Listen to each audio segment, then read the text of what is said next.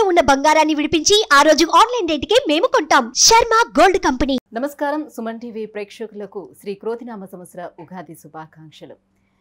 ఈ సంవత్సరం అంతా కూడా ద్వాదశ రాశుల వారికి ఏ రకంగా ఉండబోతుంది, ఆయా రాశుల వారి నవగ్రహాల స్థితిగతులు ఏ రకంగా ఉన్నాయి, వాటి వల్ల ఎలాంటి ఫలితాలు మనకు ఉండబోతున్నాయి అనే విషయాన్ని తెలియజేసేందుకు మనతో పాటు ఉన్నారు ప్రాచీన సంఖ్యాశాస్త్ర మరియు ప్రశ్నశాస్త్ర నిపుణులు కృష్ణమాచార్యులు గారు. గురుగారు నమస్కారం అండి. జై వీరబ్రహ్మ జై గోవిందబాంబ జై. నమస్కారం. గురుగారు, ఇక మీనరాశి వారికి ఈ క్రోధినామ సంవత్సరం ఎలా ఉండబోతుంది, వారి గ్రహాలు ఎలా అనుకూలిస్తున్నాయి? శివాయ బ్రహ్మణే నమ, వీరబ్రహ్మేంద్ర స్వామిని నమో నమ. జై వీరబ్రహ్మ జై గోవిందబాంబ జై. మీనరాశి వారికి ఆదాయం 11, వ్యయం 5, రాజ్యపూజ్యం 2, అవమానం 4. లగ్నంలోని రాహు సంబంధమైన స్థితి. ప్రశ్నాశాస్త్రాన్ని అనుసరించి వచ్చినటువంటిది కూడా అది. మరోవైపు ఏలినాటి శని సంబంధమైనటువంటి పరిస్థితులు. మీ వ్యక్తిగతమైనటువంటి జీవితంలో ఒక సంక్లిష్టమైనటువంటి పరిస్థితుల్లో జీవితం ఉన్నట్టుగా మనం అర్థం చేసుకోవచ్చు. దైనందిన జీవితంలో స్వేచ్ఛతో కూడినటువంటి నిర్ణయంతో జీవితం అంటే ఇలా ఉండాలి, కుటుంబం ఇలా ఉండాలి, మన పరిస్థితులు ఇలా ఉండాలన్నటువంటి ఆలోచనతో కూడిన జీవన విధానంతో మీరు ప్రయత్నాన్ని కొనసాగిస్తున్న పనులు ఏవి ముందుకు వెళ్ళకపోవటం మానసికమైన సంఘర్షణకు కారణమవుతుంది. ఒక ముఖ్యమైనటువంటి విషయంలో వేగవంతంగా త్వరితగతిన నిర్ణయం తీసుకుంటే ఫలితం వస్తుంది అని ఆలోచించినటువంటి మీకు వృధా కాలయాపన జరిగేటువంటి అవకాశం ఉంది. నమ్మినటువంటి వ్యక్తులు, విశ్వసించినటువంటి వాళ్ళు తప్పకుండా సహకారాన్ని అందిస్తారనుకున్న కొంతమంది వ్యక్తులు సహకారాన్ని అందించలేకపోగా, వారు ఎటువంటి విషయంలో కూడా సహాయం చేయకపోగా సహాయ నిరాకరణ చేయటం మాత్రం మీకు బాధ కలిగిస్తుంది. కొన్ని విపత్కరమైనటువంటి సమయాల్లో కూడా మొండితనం, పట్టుదలతో కూడినటువంటి జీవన విధానంతో ఉండే మీరు మీ కాళ్ళ మీద మీరు నిలబెడుతూ, అది కుటుంబ వ్యవస్థ అవ్వచ్చు, మీ వ్యక్తిగతమైనటువంటి జీవితం అవ్వచ్చు, మొండితనంతో కూడినటువంటి ప్రయత్నాన్ని మీరు చేస్తారు.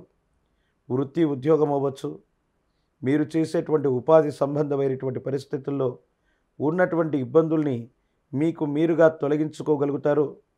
జీవన గమనంలో మరింత ఉన్నతమైనటువంటి స్థితి కోసం ప్రయత్నాన్ని కొనసాగించేటువంటి ప్రయత్నం చేస్తూ ఉంటారు. కాసై చెట్టుకే రాళ్ల దెబ్బలు అన్నట్టుగా మీ ఒక్కొక్క బాధ్యతని మీరు పూర్తి చేస్తూ జీవితంలో ఉన్నతమైనటువంటి స్థితిగతులకు వెళ్ళేటువంటి సందర్భంలో మరిన్ని బరువు బాధ్యతలను మీరు మోయవలసి వస్తుంది.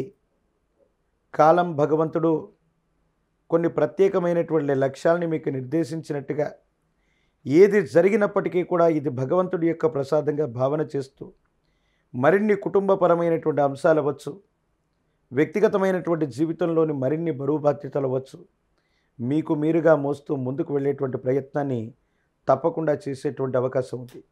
అయితే రాహు సంబంధమైనటువంటి స్థితిగతుల వల్ల తీవ్రంగా ఆలోచించటం, తీవ్రంగా పనిచేయటం, కొన్ని ముఖ్యమైనటువంటి సందర్భాల్లో మీకు మీరుగా నిర్ణయాలు తీసుకోవటం, మానసికమైనటువంటి ఒత్తిడికి గురవటం, ఇటువంటి ఆరోగ్యపరమైనటువంటి అంశాలు, అలాగే నాడీ మండలం, నరములు, వీటికి సంబంధించినటువంటి ఆరోగ్యపరమైన అంశాల్లో ఏవైనా చిన్న చిన్న ఇబ్బందులు రావటం, తలనొప్పి, ప్రత్యేకించి కంటికి లేదా చెవికి సంబంధించిన విషయంలో ఏదైనా ఒక చిన్న ఆరోగ్యపరమైనటువంటి అంశాల్లో ఇబ్బంది కలిగించేటువంటి అంశాలు ఉంటాయి.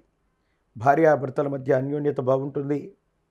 కొంతకాలంగా ఏదో తెలియనటువంటి అభిప్రాయ భేదాలు ఉన్నప్పటికీ కూడా వాటిని సవరించుకుంటూ ముందుకు వెళ్ళాలన్నటువంటి తత్వంతో మీరు జీవితంతో రాజీపడి జీవనాన్ని కొనసాగిస్తూ ఉంటారు. సంతానపరమైన అంశాలు, సంతాన సంబంధమైనటువంటి స్థితిగతులు యోగదాయకమైనటువంటి పరిస్థితులకు కారణమవుతాయి. కానీ ఆర్థికపరమైనటువంటి అంశాల్లో మాత్రం మీరు ఊహించినట్టుగా సమయానికి ధనం చేతికి రాకపోవటము, ఆలస్యం అవుతూ ఉండటము కొంత బాధను, ఇబ్బందిని కలిగించేటువంటి అంశం. నేను సంతోషంగానే ఉన్నాను, అనుకూలవంతమైనటువంటి స్థితిగతుల్లో ఉన్నానని మీరు అనుకోవటమే తప్ప ఒంటరిగా కూర్చుంటే ఏదో తెలియని సంఘర్షణ, కళ్ళెం బట్టి నీళ్ళొచ్చేటువంటి ఆలోచనలు, ఆందోళనలు మనసు నిండా ఉన్నప్పటికీ కూడా జీవన గమనంలో రాజీ పడుతూ జీవితాన్ని కొనసాగిస్తూ ఉంటారు, ప్రయత్నాన్ని చేస్తూ ఉంటారు. ప్రత్యేకించి ఉద్యోగ సంబంధమైనటువంటి అంశాలు, వృత్తి వ్యాపార సంబంధమైనటువంటి స్థితిగతుల్లో పట్టు విడవకుండా ఒక ముఖ్యమైనటువంటి పనిని మీరు సాధించేటువంటి అవకాశం ఉంది. వృత్తి ఉద్యోగ సంబంధమైనటువంటి విషయాల్లో పదోన్నతికి అవకాశం ఉంది. ఒక స్థిరమైనటువంటి ఉద్యోగం అవ్వచ్చు, ఒక స్థిరమైనటువంటి వృత్తి అవ్వచ్చు, ఒక ప్రత్యేకమైనటువంటి విధి విధానంలో జీవితం మారటానికి ఖచ్చితమైనటువంటి ధనాదాయ మార్గాల్ని మీరు వెతికేటువంటి అవకాశం ఉంది. దీంట్లో తప్పనిసరిగా మీరు విజయవంతమయ్యేటువంటి అవకాశం ఉంది. ఇప్పుడు చేస్తున్నటువంటి ఉద్యోగం అవ్వచ్చు, ఇప్పుడున్నటువంటి వృత్తి ఉపాధి రంగం అవ్వచ్చు, వీటితో పాటు అదనపు ఆదాయ మార్గం కోసం వెతికేటువంటి ఆలోచనలు సఫలీకృతమైనటువంటి ఫలితాన్ని తప్పకుండా ఇచ్చేటువంటి అవకాశం ఉంది. కాబట్టి ఈ రాశి జాతకులు ఆరోగ్యపరమైనటువంటి అంశాలు ఎక్కువగా ఆలోచించటం, ఈ రకమైనటువంటి చర్యల వల్ల కొన్ని ఇబ్బందులు ఉన్నాయి తప్ప మిగతావన్నీ కూడా సానుకూలవంతంగా ఉన్నాయి. యోగదాయకమైనటువంటి ఫలితాలని ఇస్తూ ఉన్నాయి. వృత్తి ఉద్యోగం జీవితానికి సంబంధించిన స్థిరత్వం, వైవాహిక జీవితం, ఈ 2 విషయాల పట్ల మాత్రం జాగ్రత్తగా ఉండటం చెప్పదగిన సూచన. గురుగారు, పోటీ పరీక్షలకి ప్రిపేర్ అవుతున్నటువంటి విద్యార్థులకి సో అందులో పాస్ అయ్యే అవకాశాలు ఎంతవరకు ఉంటాయి? వాళ్ళు విజయం రాహు సాధిస్తారా? సంబంధమైనటువంటి స్థితిగతి కొన్ని సందర్భాల్లో అదృష్టాన్ని కూడా ఇచ్చేటువంటి అవకాశం ఉంది.